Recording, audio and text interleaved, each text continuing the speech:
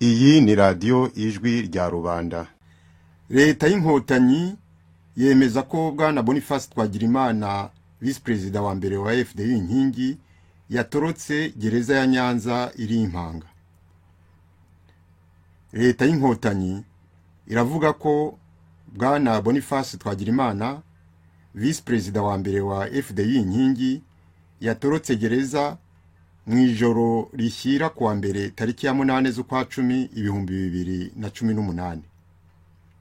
Twagirimana yaramaze igihe kigera ku mwaka afunzwe by'agateganyo ategereje kuburanishwa ku byaha ngo akikurikiranweho byo gushaka guhungabanya umutekano w'igihugu. Umuvugizi w'urwego rw'igihugu rw'amagereza SSP Sengabo Hilary yavuze ko ngo itoroka rya Twagirimana ryamenyekanye muri iki gitondo nyuma y'igenzura ryakozwe n'ubuyobozi bwa gereza bureba niba abagororwa bose bahari. Ngo yaba yatorokanye n'undi mugororwa bari bamaranye iminsi mike bafunganywe witwa Murenzi Aimable wari warahamwe n'icyaha cyo gukubita no gukomeretsa bigambiriye kwica akatirwa igifungo cya burundu akaba yaramaze imyaka 11 afunzwe.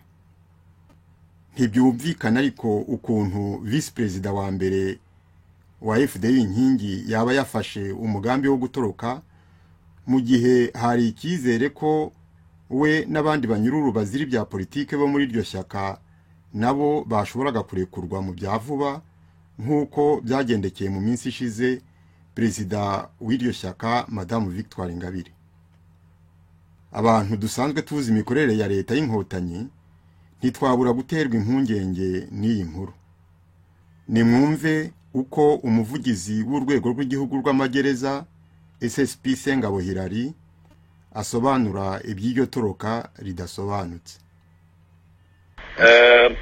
Mu rukerera ryo muri iri joro abagororwa babiri barimo Murenzi Aimable na Twagirimana Boniface batorotse gereza ya Nyanza bakoresheje uburyo bwo kuyurira. Mwabimenye mute mwebwe?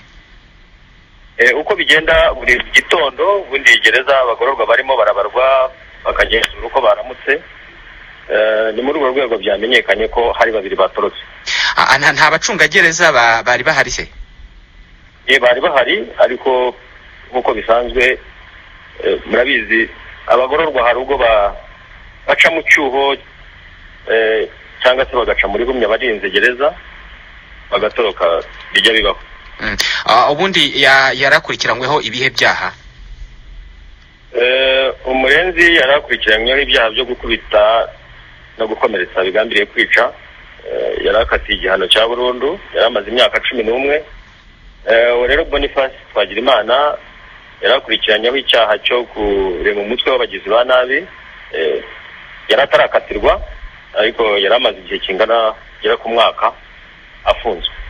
Ubu harimo gukorwa iki?